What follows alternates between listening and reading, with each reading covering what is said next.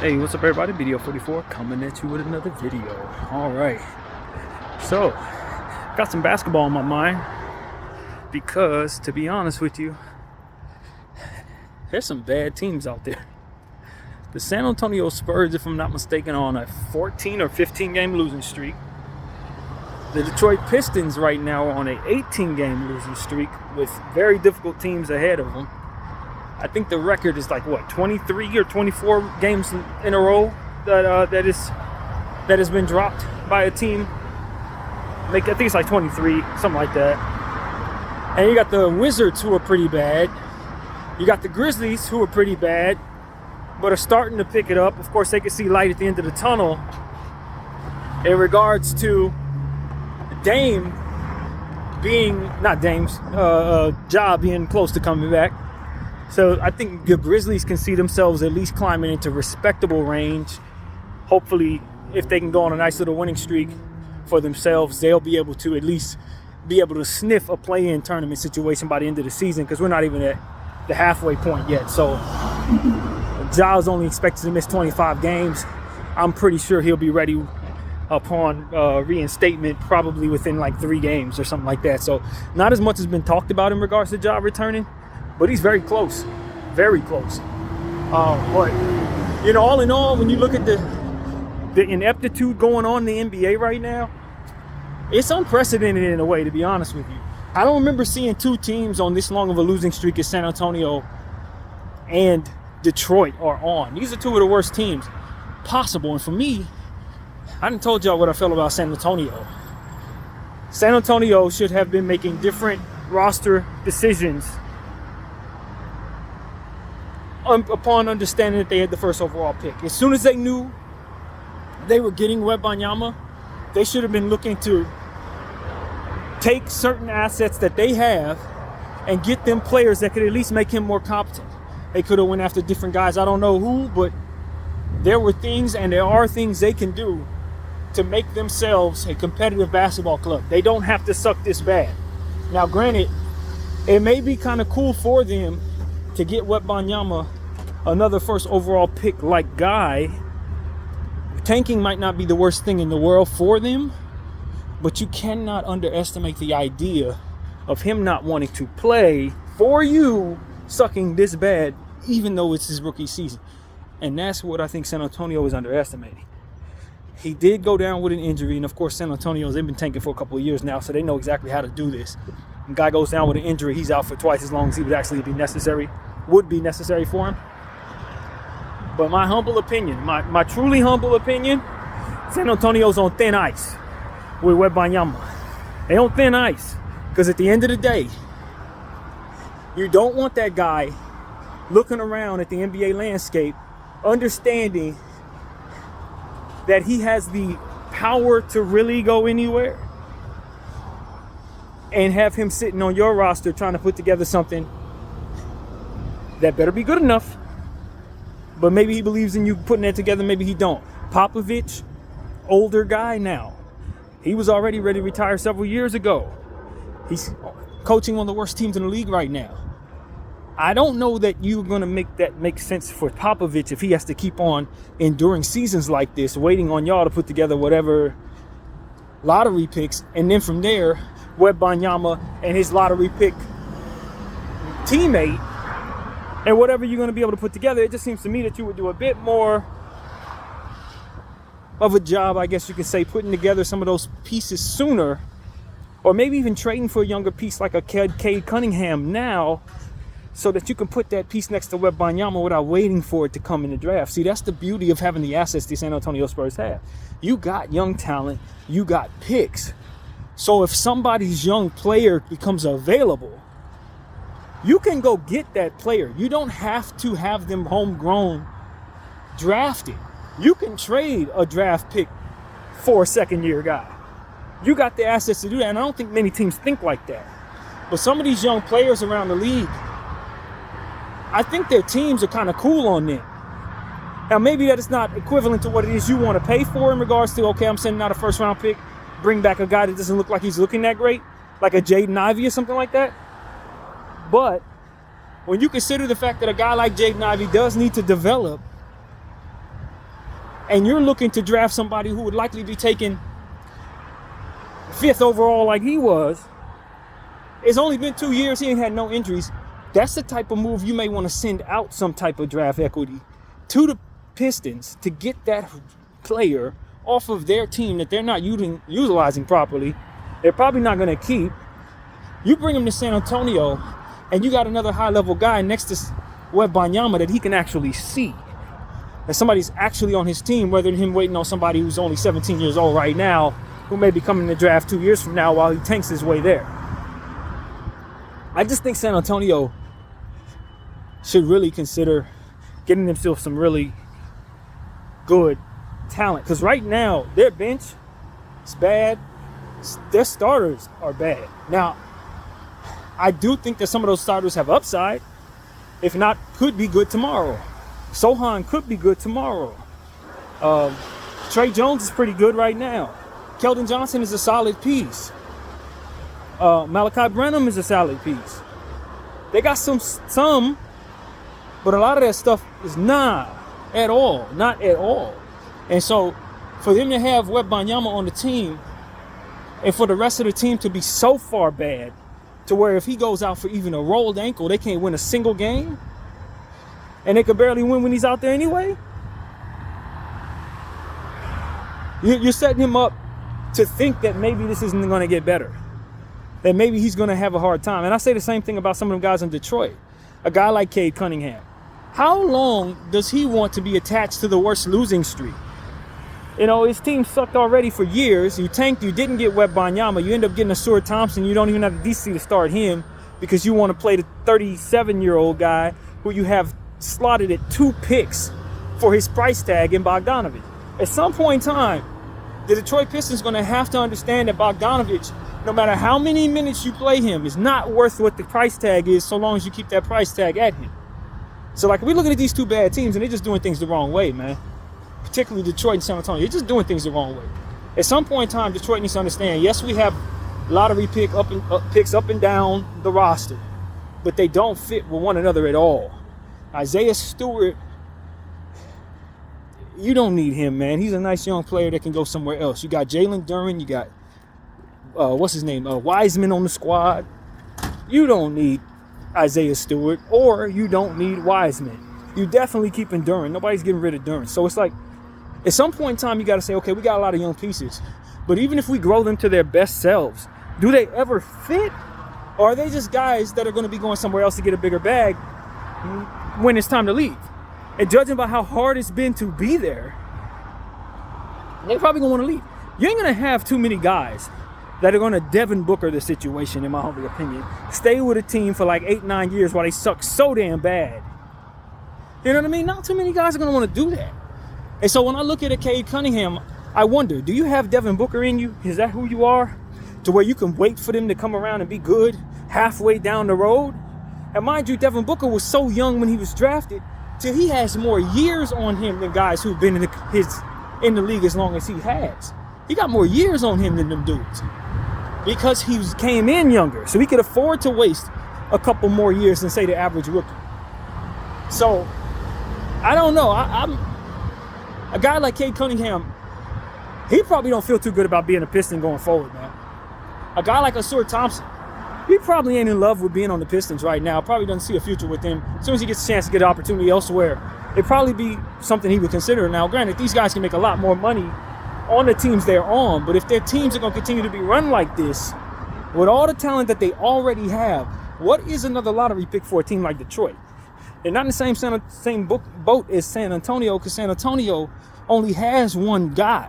Detroit got like 7 or 8 of them that all need to develop, that all need to fit into something. And none of them fit with one another. And I'm frustrated by that personally. I look at a guy like Marcus Sasser. As we mentioned Marcus Sasser many times. He's already shown in the first half of his rookie season, first quarter of his rookie season, that he's a real player. But they've been giving him spot-up minutes here and there. It doesn't make any sense. He'll have one game where he goes off, and then you won't see him for 2 weeks. I could blame Coach, and I blame him to a degree, because I do think that you have to try to find a rotation that makes sense for you. But when I look at what they have, honestly, it's not even about whether or not the guys that they have are good players. They're all good players. But can they be a team that makes sense even if they develop to be their best selves? And the answer is not based on the elements those players bring to the table, not based on those elements. You don't want Duren and Wiseman 5 years from now playing on the same team because they're both starting centers.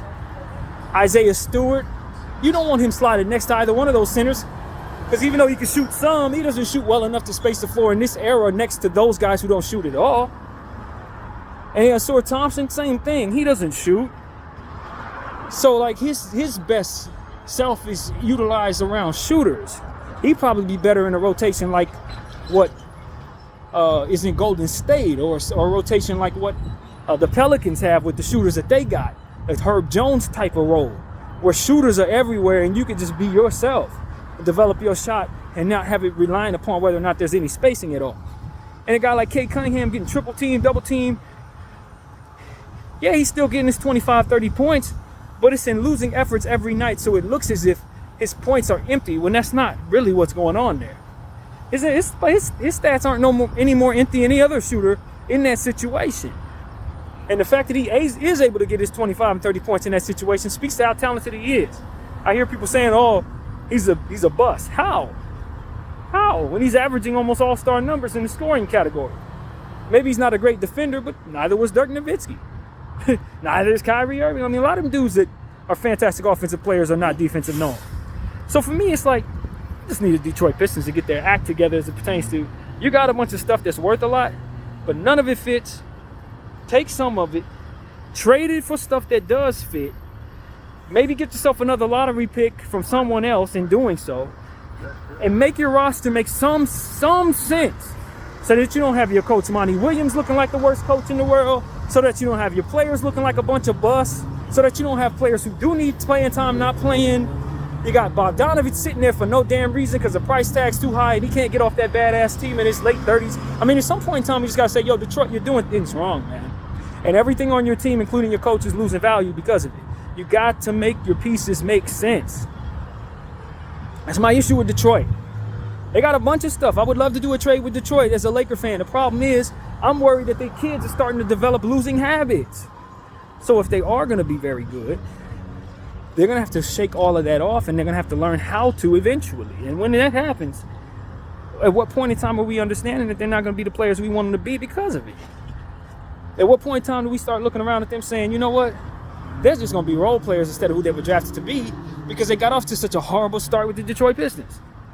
It's not too late, but if they keep these guys like it looks like they're going to keep them, and they stay in these type of situations, you're going to turn Jaden Ivey into a role player. That's not what he was drafted to be. That's not the upside we believe he has. You're going to turn Marcus Sasser to a role player. That's not who he's drafted to be. That's not the upside he has, and so on and so forth. And like I said, Detroit got about 8 or 9 of them dudes. They've been tanking for years. They may not have gotten the Wembanyama piece, but they got a bunch of other stuff that people want. They just need to take some of that stuff and trade it. Bring it to themselves, what will otherwise make all of it make sense. And so that's my thing with Detroit. I'm looking at them and I'm saying, okay, you can make a trade with the worst team in the league, the San Antonio Spurs. You can go get Vassell and trade them Ivy, trade them Sasser, trade stuff that makes sense for them, bring back the shooting that makes sense for you. You can do a trade with a team like Washington, since y'all all bad. Go get Corey Kispert. Get yourself some shooting, Detroit. Stop asking non-shooters to be shooters in your rotation. It's horrible. And then a team like Detroit, man, y'all need to be practicing every day. That's another thing. Y'all can't be acting like you don't have a team full of players that don't know what the hell they're doing. You got to practice twice as much as any other team in the league. And we talk about this. I don't know how Monty's doing it. I don't follow Detroit well enough to know. So to say that they're not doing this would be irresponsible of me. But what I'm telling you is, it needs to be. This is what they need to do. They need to be practicing 4 times a week. 2 hours a day. Like, I don't understand why professionals don't understand a lot of cases the correlation between practice and good habits and good conditioning. They go hand in hand. I know guys can get hurt in practice and it is a concern, but all of these things need to come together in unison in order for you to perform properly on the court for 82 games. You can't just practice once a week, eat however you want to eat, and then put yourself in a position to not have the cohesiveness necessary for your basketball team, especially if you got a bunch of developing players that are relying upon one another. It's practice and bust. There's nothing else to say. And if any of those guys have bad attitudes or bad work ethics, they need to be extracted from that young situation so that they're not bringing the rest of the group down. So these are things, it's like, yo, Detroit, are you paying any attention to any of this? Is this something that's on your mind? Because I'm telling you, it don't matter how many young players you bring to your situation. If they can't come together to make a basketball team make sense, you just got a bunch of stuff losing value. That's it. And so Detroit is really frustrating. 18-game losing streak with all these lottery picks on the team, all these big players, athletes, and all this. They're an abomination, man. They're an absolute abomination. The fact that they haven't already tried to make trades is really confusing to me. Maybe there's some contractual things that's in the way of that. If that's the case, cool. Maybe there's they got the same problem the Lakers may have to where we can't make trades till the middle of this month. Fine, that's probably a thing. But come that moment where they're able to make trades, they need to be on the phone with teams, man. San Antonio needs to be on the phone with teams. Washington needs to be on the phone with teams. And Detroit needs to be on the phone with teams, man. Memphis, not so much. I don't think so. Portland, not so much. Not really. They've done plenty of that. But those three, you can't just stand pat and just say, well, we're tanking. Even if you're tanking, the pieces that you got matter make some kind of sense. They got to come together and make some kind of sense. And if you can't bring together a team that makes any sense at all, then you're just going to suck bad, man. You're just going to have players that are drafted to your team who are there to collect their $250 million. And as soon as that contract reaches a point where teams are ready to trade for it, they're going to want out of there. And that's it. That is it. And so that's what teams need to understand. Yeah, guys sit there. If he thinks he has a chance to get a big contract with you, he'll sit there. But the moment he signs that contract, he's going to want out. And a Laker team or a Knicks team or somebody like that going to be happy to take him on because they know that's the price tag for them dudes to begin with. And they're going to give you whatever the heck they going to give you because you ain't going to get what you're supposed to get because you didn't handle this the right way. And probably those players are going to want out. So they're going to tell everybody they want out, etc. Brings their price tag down. We know that. We've seen this movie a million times when players demand trades. And their price tag goes down. Nobody wants to trade for them because now everybody knows they want to trade for them. So why am I paying for cost for anything that is demanding out? Who's to say they're not going to do the same thing that when they get here, that they did to you when they get here? All of that works against you if you're a GM. So it's like, I don't know why these teams are playing around like this. With these, I just want to tank type of squads. You're giving these kids all kinds of bad habits. That's why San Antonio can't win a game now. It's because not only are they tanking, but they've been tanking for years. So a lot of the players that they've been holding on to don't have winning habits. With all due respect to a guy like Keldon Johnson, he don't have no winning habits. His team's been tanking the entire time. You know what I mean? And winning has habits attached to it. And if you're used to losing or you're losing on purpose, then the habits you're going to create after 82 reps of the same thing is going to be that, for which is losing. 82 times is a lot to be doing any damn thing. You're going to develop habits whether you want to or not. You're going to develop tendencies whether you want to or not. And I'm telling you, it's too many games to be tanking, man. I think the NBA has got that wrong. They got to find a way to get these teams, and they've done a better job, but they need to do an even better job to make it so that these teams have more pressure on them to develop winning tendencies within their players. And that's what I'm trying to share with you guys. Develop winning tendencies. Because I'm telling you, if I'm used to doing something 82 times, believe me, even if I try to snap out of it, that's a lot of reps. It's a lot of reps. And guys are used to practicing once and twice a week. You get used to that over the course of 5 years. It's going to be hard to snap into real practice habits. You know what I mean? It's like you don't want to wear these dudes down with all these games. Because there's so many games, a lot of these coaches believe that these games can be used as practices, but I just think that's terrible product, man. And you can make these guys even better if you do it to where they have practice and still look at these games as practices, if that's how you want to look at it. Further practices, because that's all reps really are. But for me, it's like, yo, if these guys aren't working on their basketball IQ, if they ain't working on their mechanics, if they ain't working on all the different elements that ultimately make them good players with good tendencies, then I don't care how many of them you draft. You slap them next to each other, bring them to that culture where people don't work that hard, and they're going to regress, man. They're going to regress. And I see that in Detroit. Every passing game they lose, you see guys just regressing further and further, not only as it pertains to what they're worth, but how they play. And that is unacceptable for a proud franchise that's won multiple championships in the NBA. You know, in San Antonio, same thing, man. I get it. You got Wembanyama, so you could trade everything and leave yourself with Wembanyama and feel great. It's a little different than Detroit's situation. They don't have a Wembanyama. They got a lot of players, but they definitely don't have Webb.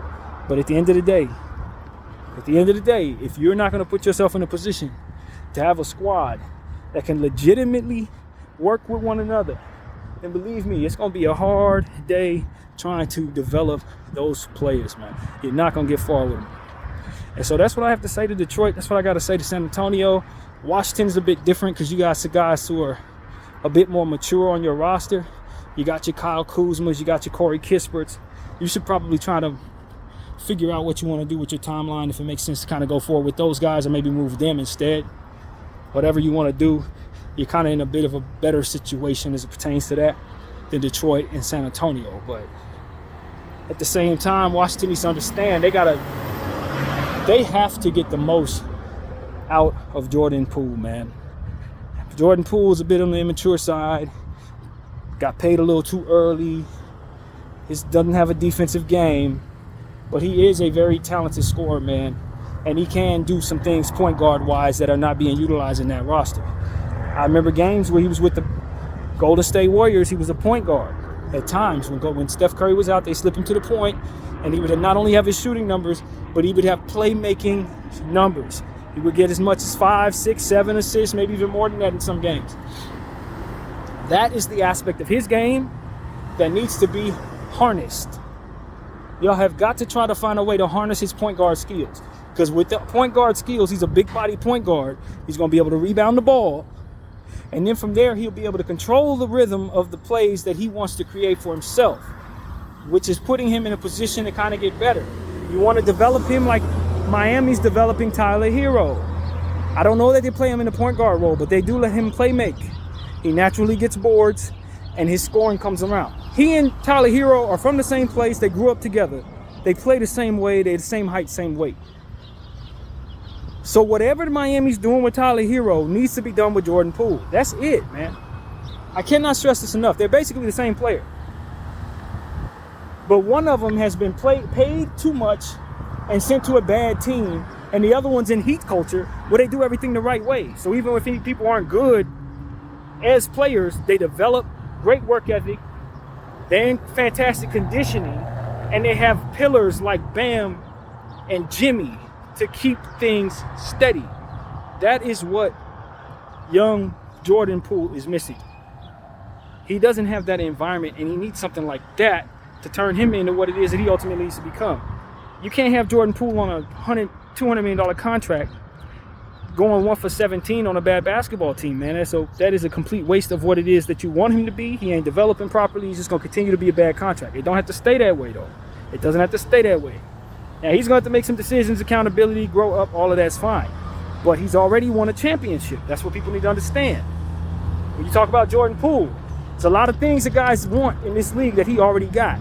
Championship, contract, all of that. He just needs to work on himself as it pertains to trying to be the best basketball player he can be. But he's going to need that environment. It can't just be next to Kyle Kuzma and Corey Kispert and think he's going anywhere. It's not going to work. It's not going to work. So for me, I don't know that that's a tradable contract, but I'm bringing to me the stuff that I would otherwise need next to Jordan Poole. He's the contract that I'm keeping because I ain't got no choice. And he's the player that I'm developing because that's what needs to happen in order to make his contract make any sense. So if they're not running things through Jordan Poole for better or for worse and bringing to him the opportunities necessary for him to harness those other skills that don't have anything to do with shooting the basketball or dribbling the basketball, then they're doing it wrong, and they're going to have exactly what it looks like they have, which is the worst contract in the league. But we've already seen what Jordan Poole can be. We've already seen it. He's won an NBA championship. He's had high-level scoring next to Steph Curry. He's basically another Splash Brother, underdeveloped Splash Brother. That's what he is. And if things didn't go completely wrong in Golden State, I think he would still be fitting right there just fine going forward. Because in that role, next to Steph Curry, Klay Thompson, and all those guys, he was very, very effective. This is why they wanted to pay him all that damn money. So does he have the worst attitude in the world? Maybe. Is he a bit of a hothead or something? I don't know. But I'll tell you this. He needs the right coach around him. He needs the right players around him. And he needs those other skills that he has, particularly passing the rock, to be harnessed properly. And he needs that. And if I'm not trying to bring him those things, then I'm stuck with the worst contract. Period. It ain't deeper than that. So Washington needs to go ahead and try to imagine what a point guard like team around Jordan Poole looks like. Defensive players, a strong-minded leader who ain't gonna punch him in the face. I'm reimagining my whole Washington team. I'm telling you, I'm reimagining that. I'm trading whatever needs to be traded to bring myself those things. And I have quality pieces that should be tradable. Tyus Jones is a tradable piece. Kyle Kuzma, from what I understand, his contract is favorable in this league. It's going to be decreasing in value.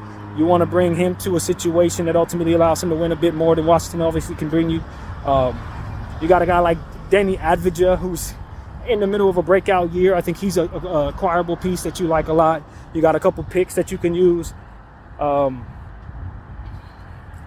They got some stuff. Corey Kispert has already been mentioned. He's a nice piece that can really help a team. I've seen him play at a high level, scoring the ball. If he's around good defensive players, he should be cool. These are different things that you want for yourself.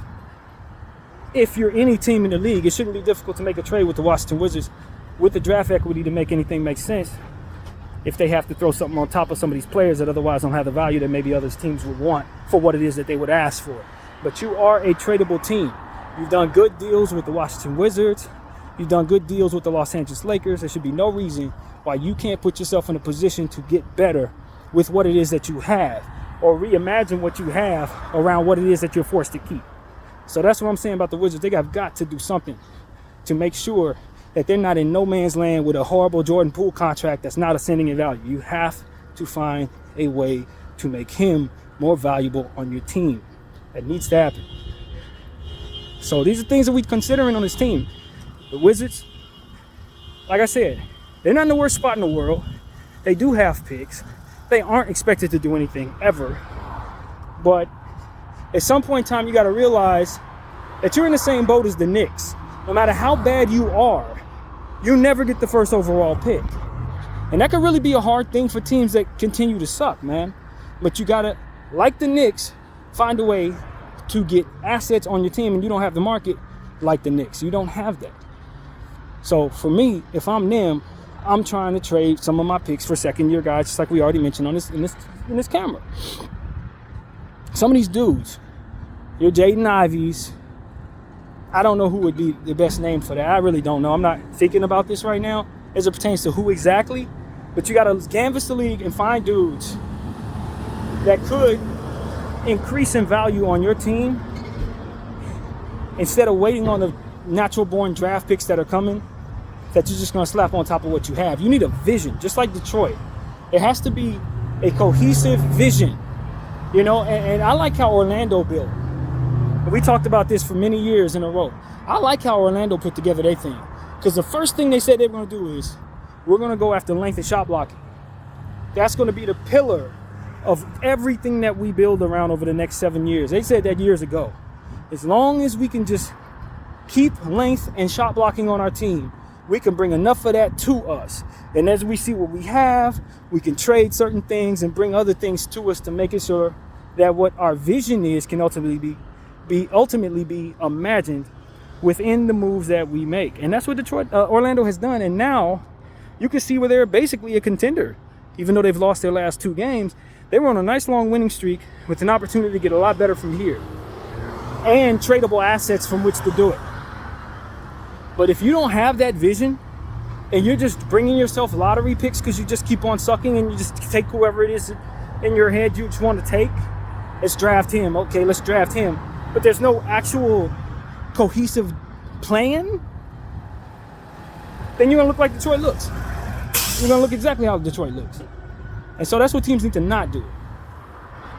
You know, you can tank every year, get the best player you can find in your draft every year, and you're not going to look like anything, because that's exactly who they are.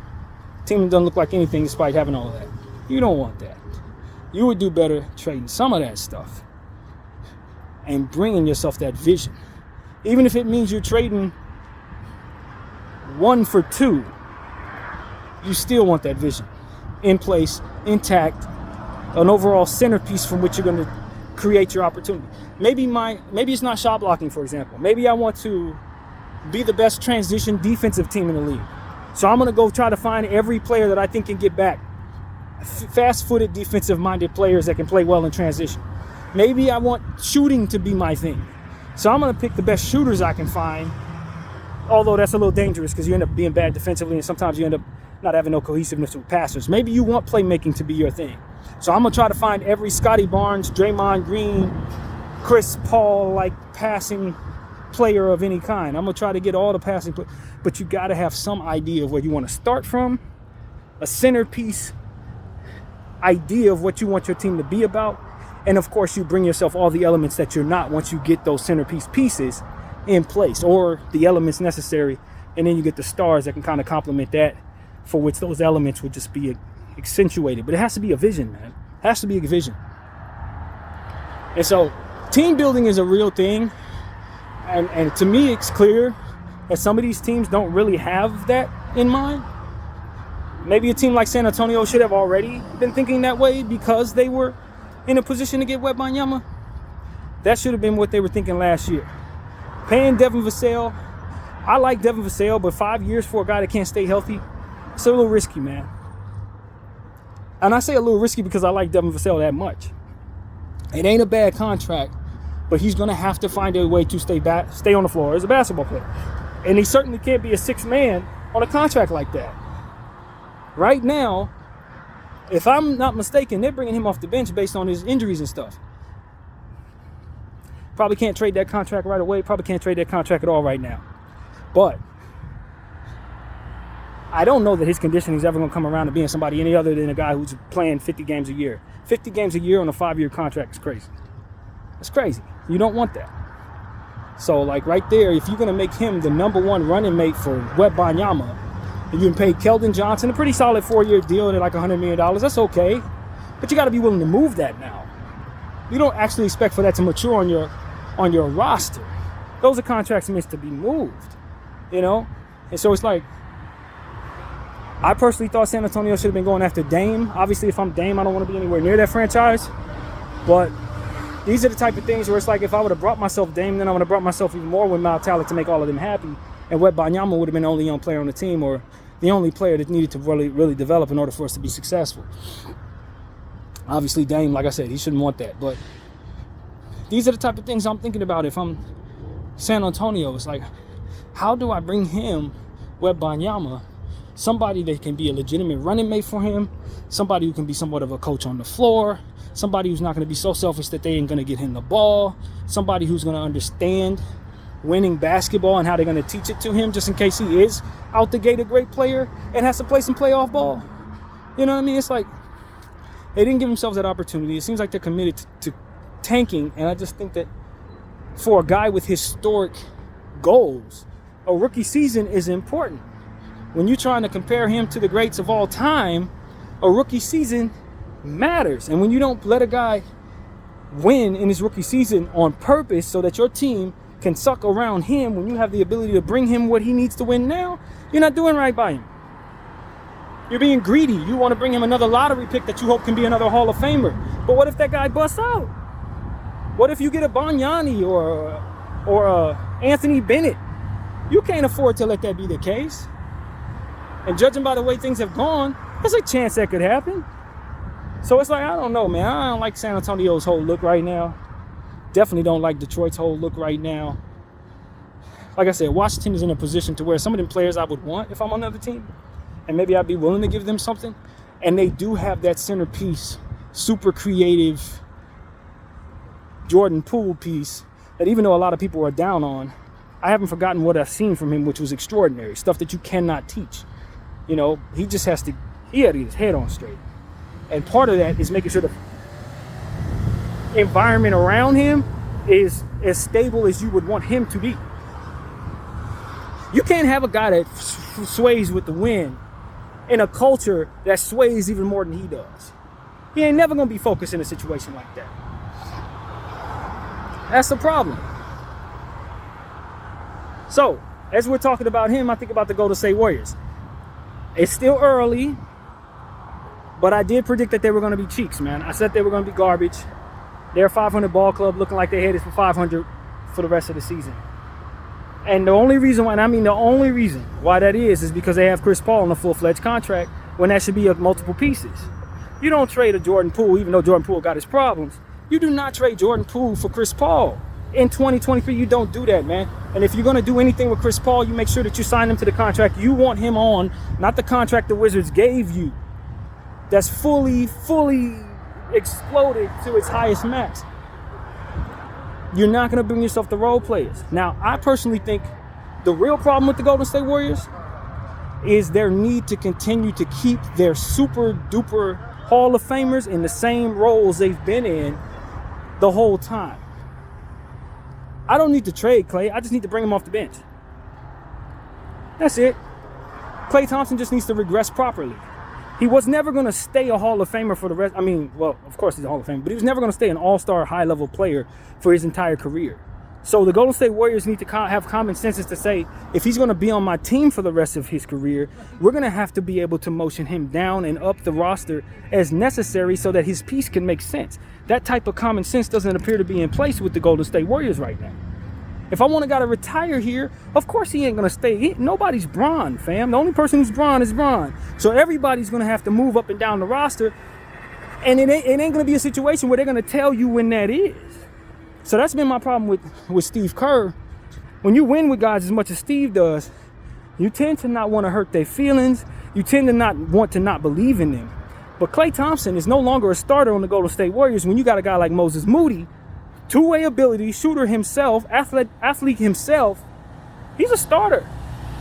You develop him to turn into the player that you want Klay to have ultimately been for you going forward. You don't ask Moses Moody to continue to be in the role that you should be moving Klay to. So their inability to grow the balls necessary to slot players where they need to go, coupled with their blatant disrespect for cap space and how Chris Paul should not be taking up that much of it, is why they're in a 500 ball club. And they're taking advantage of the fact that Steph Curry has his legacy attached to their franchise. But if he would have put pressure on them like Giannis put pressure on the Bucks, you would see quick changes. Just that simple. You would see quick changes. I'm not mad at paying Draymond Green. Draymond is Draymond. I do think you need him to make sense. I do think you need him to keep Steph happy. But, and I'm going to say this with a lot of respect, and I really believe this, Draymond's going to have to work on his mental health, man. He got to work on that, man. This is not Saginaw Mission. You can't go around knocking people out. You can't go around kicking people in the balls.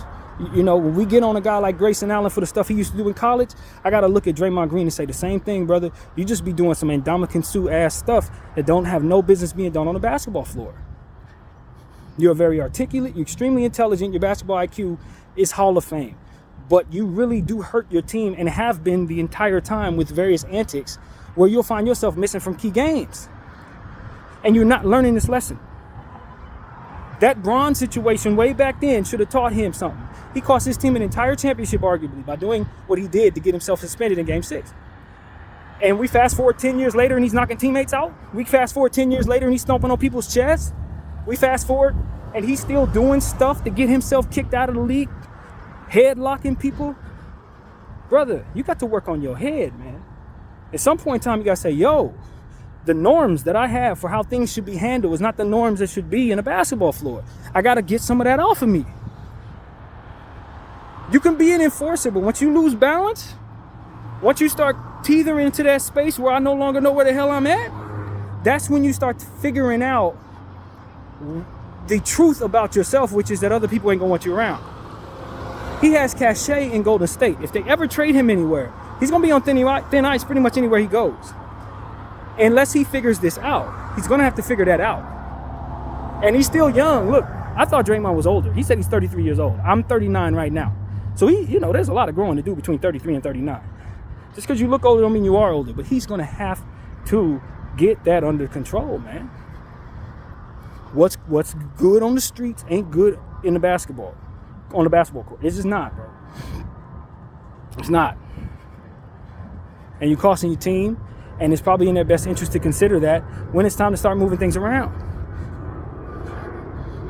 And I just think that because the Golden State Warriors, and I'm going to say this, and not lightly, because they don't have the balls to do certain things that need to be done as an organization so that players can make a lot more sense on their roster, and so that guys can slide into where they need to be from here on out, they're not going to be very good. That's what it comes down to. They're just not going to be a very good basketball club. We can talk about all these different things about the Golden State Warriors and what they've done. But if you're not going to put people in position to be where they need to be as they age and as guys get better, as guys step into the new roles that they're going to be in, if you don't have the intestinal fortitude to put them in those positions and to stand on that, then your team is going to sway with the wind. And you're going to lose young players for the sake of old men. And I'm sorry, that doesn't work after a while. That doesn't work. And so that's my thing with the Golden State Warriors. You got a healthy, prime Steph Curry still ready to continue to shine the way he's been shining.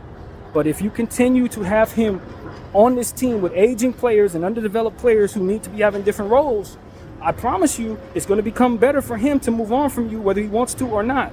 It's going to be in his best interest to find another team that doesn't have these problems. And a lot of y'all teams are banking on the fact that a lot of these players who are of his cachet are just going to stay just because they have their brands wrapped up in the colors. They can change the color scheme on the shoes, you guys. They can change those things rather easily. I said the same thing about the Lakers. If they weren't going to get their act together, Bron could go somewhere else. He don't need to stay here for this. So it's like, that's what I'm here to tell the Golden State Warriors. Crap will get off the pot, buddy. Because right now, there are some hard decisions that need to be made by your organization, and it seems to me that you refuse to make them. So that's pretty much what I got to say. My name is BDL44. Thank you all for watching. I'm out.